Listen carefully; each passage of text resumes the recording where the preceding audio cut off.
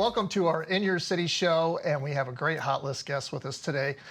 Was supposed to be 4 of them, but you know what? They're band members, and sometimes we know how that happens. I think they're sleeping in it's right like now. They're sleeping in, not working, doing something. But anyway, we have Chuck Pudiwitr with us today, and he is the guitar player for the band Boyfriend.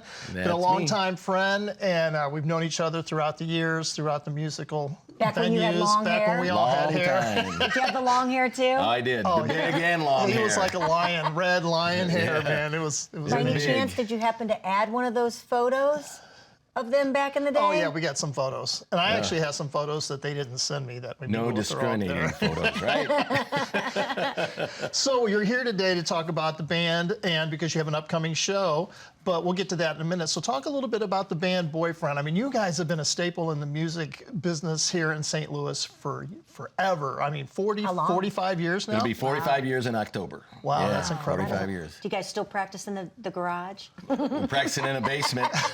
Timmy's house? basement, yeah. You practice there, yeah, you have. So yeah, we in '79, Timmy and his brother and I, and Mark, our original bass player, we all went to high school together. Now Timmy was younger than us, so he was in junior high, and I can't even remember if we started in our sophomore or junior year. But us 4 started a band, and we got pretty recognized and was doing pretty well even in high school, and we got picked up by a local talent agent, Heisler Productions. I know you know who Ike Heisler is, wonderful guy. And we started playing a lot of high schools, even clubs was starting to have us, you know, and Timmy's 13, 14 years old, you know, we're going to the club. Speakeasy, the Granary.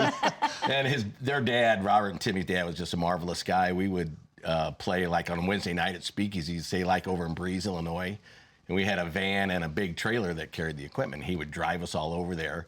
And then we'd set up, and while we played, he'd sleep in a cot in the van, and then take us home when we loaded out, and then he'd go back to work the next day. You know, he was just a marvelous guy, but we had to have some sort of chaperone or whatever to get Timmy in these clubs. So, and then the year '79, we kept playing all the way to '79, and then Timmy and Robert wanted a break, but we had just got booked one of the boats at Lake of the Ozarks. You know, they had the Larry Don and the Tom Sawyer. Oh, yeah, that's right. So we went down there, but they didn't want to go, so we got John Plitzy to sing, you know, Little John. Little John. And Bobby Jones to play drums. So we went down there, and we had to watch an audition for the other boat for a band. And when we were down there, we went over, and the owner wanted us to watch the audition. So we said, okay, we'll check them out. Well, they had a really good keyboard player singer, and it was Bob Flynn. So when, you know, there's no phones or computers back then. So I grabbed a napkin and I wrote my name and number on it, and I said, hey, tell that keyboard player if he ever wants to quit and join another band, give me a call. Well, we got kicked out of Lake of the Ozarks because we ran out of places to stay. So we were supposed to play till Labor Day, and it was right before 4th of July, we got thrown out of Lake of the Ozarks. So. Thrown out of Lake of the Ozarks, not just not a place, but actually the whole place. I think all the hotels had a meeting and they kicked us out. Their picture. Yeah, we got kicked out of every hotel you can imagine. But it was a funny story of that. So we ran out of hotels, so one of our roadies, he goes, I got a big multi-room tent. He goes, multi-room tent? So I go, yeah, we can't get kicked out of a campsite, can we? First night. You did? Yeah, they confiscated our tent even. Oh my God. So we had to leave. We were gone, you know, that was it. We were done like the Ozarks. So you've grown up since then? No. But anyway, so we got back, I think, right at 4th of July, and 2 weeks later, Bob called me, you know, and we finally went and met with him, and by October, Timmy wanted back. You know, he wanted to play some more, and we got him back, and then we've been together ever since, you know. Yeah. I don't think I've ever met anyone that's been kicked out of the full Lake of the Ozarks, and especially a tent. So you win the prize today. Yeah, we win a lot of those prizes, trust me. Oh, yes, they do. I can't even imagine, actually. I used to say, they were playing already when I was starting to sing in bands, and I would just look at them in amazement and go, how do these idiots do this?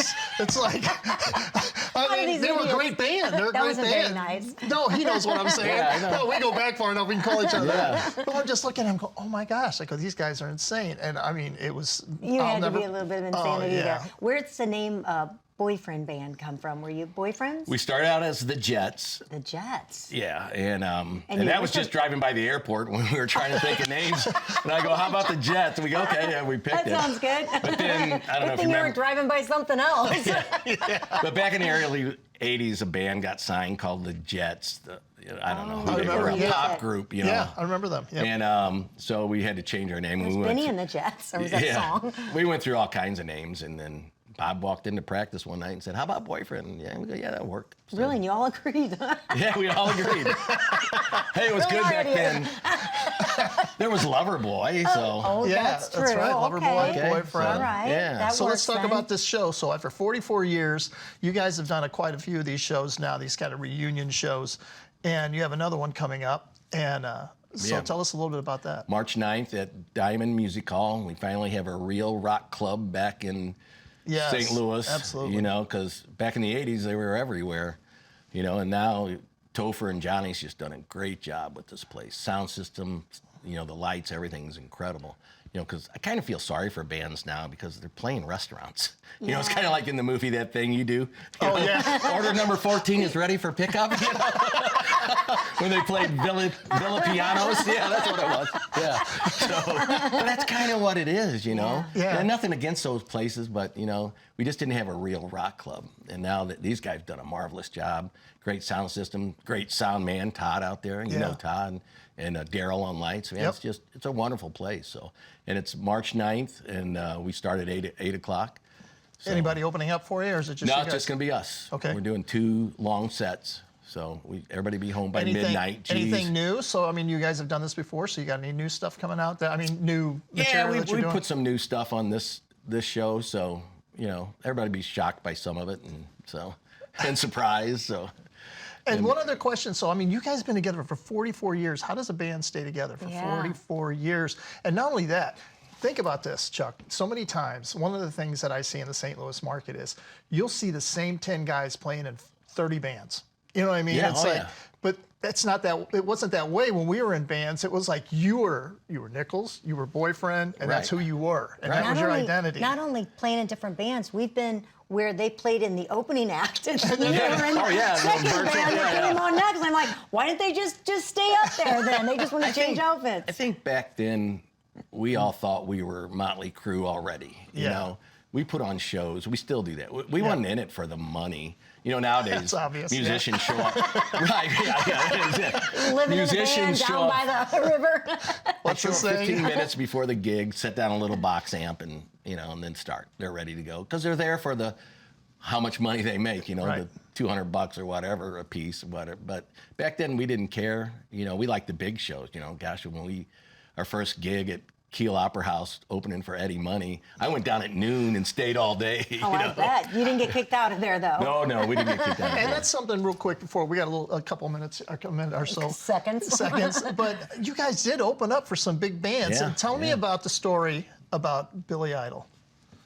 and What Bobby story Flynn. do you want to hear? Did he The have one to? that we Did can Bobby tell. have to dye his hair He had, brown? to, he had to dye his hair because Billy Idol wouldn't let him have blonde hair. Oh, wow. So he dyed his hair brown. I forgot about that. That's right. And he really, right. really has blonde hair. Yeah. Huh? He really does have blonde Billy hair. Idol does, but No. Bobby does. Yes, that's yes, what I but meant. in order, Billy Idol wouldn't let him open up for him. It was in his Wow. contract that Yeah. the No one opening else can band have couldn't that. have a blonde. So what's the singer. craziest story from all the bands you opened up for? The craziest? That we can say on that show. I'll say Alice Cooper. When we opened for Alice Cooper at Kiel Auditorium, I couldn't wait to meet the guy because I was just idolized by Sure. Alice Cooper, right? Well, he was a recovering alcoholic at the time. So And then there's you guys. good one. So we're waiting, waiting, and he didn't show up for sound check, nothing. I'm going to, what's going on? But so we're waiting. We played our set, and then we're waiting for Alice Cooper. Well, a limo pulls up to the door right before the lights go down. Alice Cooper's going on. He gets out of the door, runs on stage, does his thing, and goes back to the limo and leaves. Doesn't talk to anybody because he didn't want to be in that Environment. Sure. Right. Right. That Which would makes make him sense. have a But what a setback or letdown. something. You were looking forward to meeting Oh yeah, I him. was so I was going to talk to him for an hour, but You had all kinds of things to ready to talk but about. yeah, we couldn't. So I never met Alice Cooper, so it would have How been cool. exciting. And it's so Yeah. glad, Oh, yeah. so excited that you're still playing together. The stories that you get to tell, There's a lot of them.